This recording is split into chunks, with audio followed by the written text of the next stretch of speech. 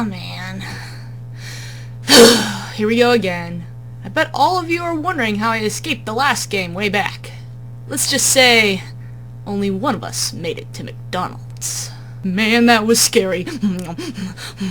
Oh, a prize! These are always so hard to open. Oh, thanks!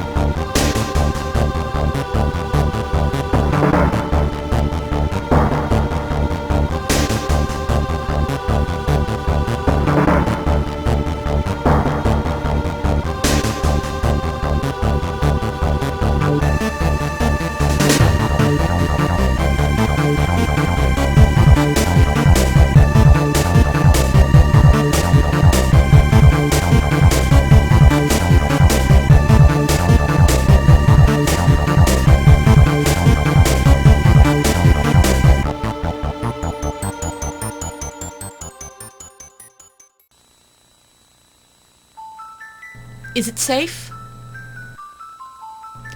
Okay. Clock Tower 2. Well, it's called Clock Tower 2 in Japan. Here it's just Clock Tower. Because the first one never came to America. Which makes this opening all the more confusing! The evil murderer slashed to lives. death. With a knife? No, it sounds crazy, but it looks like they were killed with a giant pair of scissors. The giant scissors once again search for prey. The trail of terror stretches across Europe, from Norway to England. Here it is, the Barrows Mansion. We'll have to go there and look around, or we'll never solve the mystery of Scissorman. You've got to be joking. It's way too dangerous. As long as he's alive, we're not safe anywhere, Doctor. One after another, the horrifying murders continue.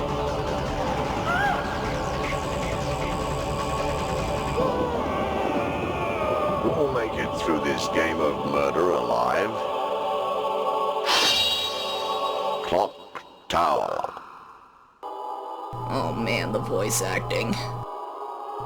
Well, I will say that it does have a summary of what happened in Clock Tower The First Fear, though not as interesting as playing the game itself, nor do you get the full story of what happened.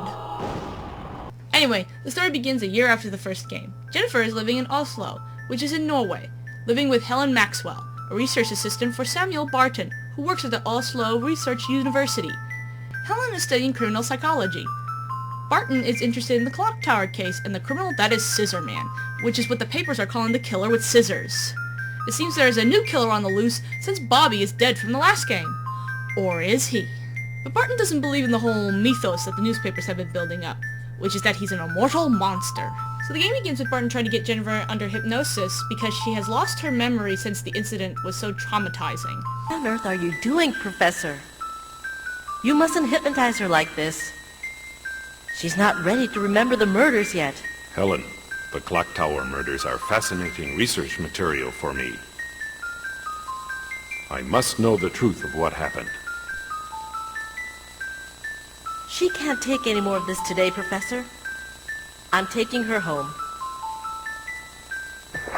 The player also learns that there's another survivor of the incident, which is strange since no one lived in the last game other than Jennifer.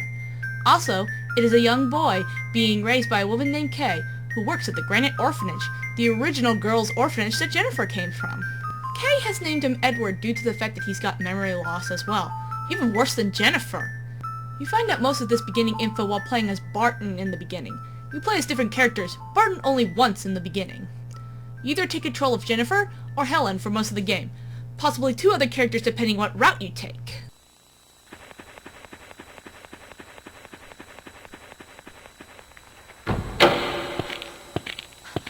What's wrong? Help! Someone is following me! Some kind of weirdo?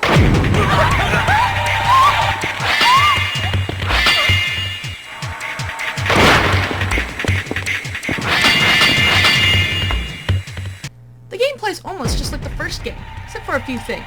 One being that Scissorman can appear after a while of wandering around. Also, this time you can use a lot more items to fight back to make Scissorman run away, while before, you could only hide.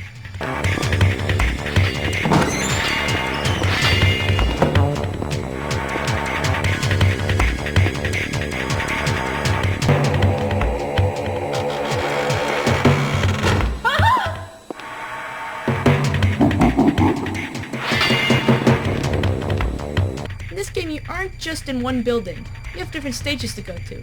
There's also different endings, just like the last game.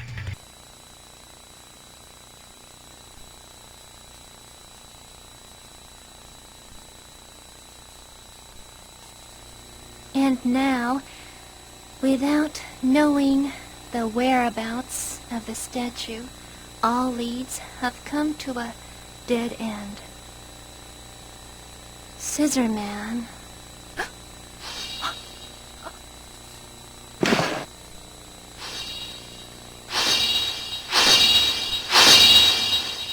Also, this game isn't as scary as the first. Don't get me wrong, it is scary, and there are some good moments. Yeah! Gets me every time. Yeah! The first game, I had to take breaks when I started, even before Bobby showed up, because of how scared the game made me. I think the biggest problem is the graphics. I know it's a PS1 game, but still, the Super NES version was scarier. The blocky graphics don't really help the game's atmosphere.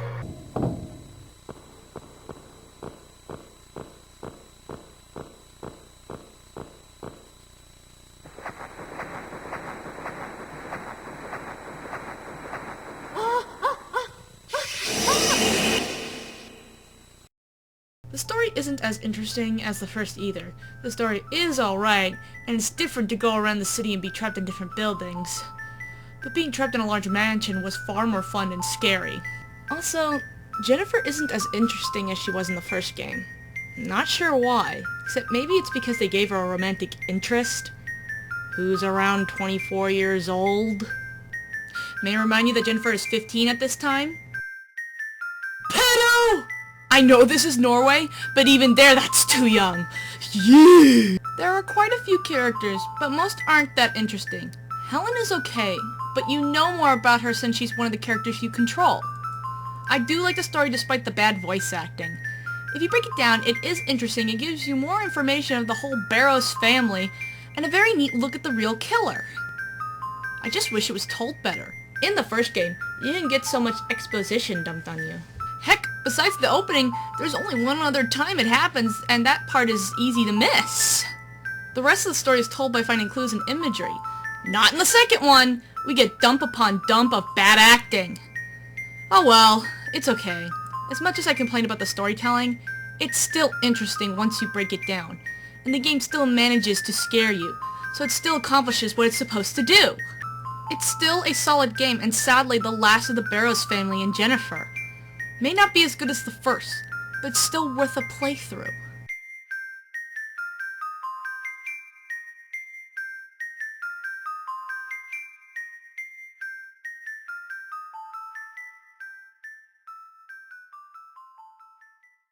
Well, once again I've been chased around by a mad killer, and now I'm trapped underground waiting for rescue. Oh, finally! Of course. Well, your scissors don't scare me, Scissorman. Give me your worst! Yeah, you run away! No. Oh no. No!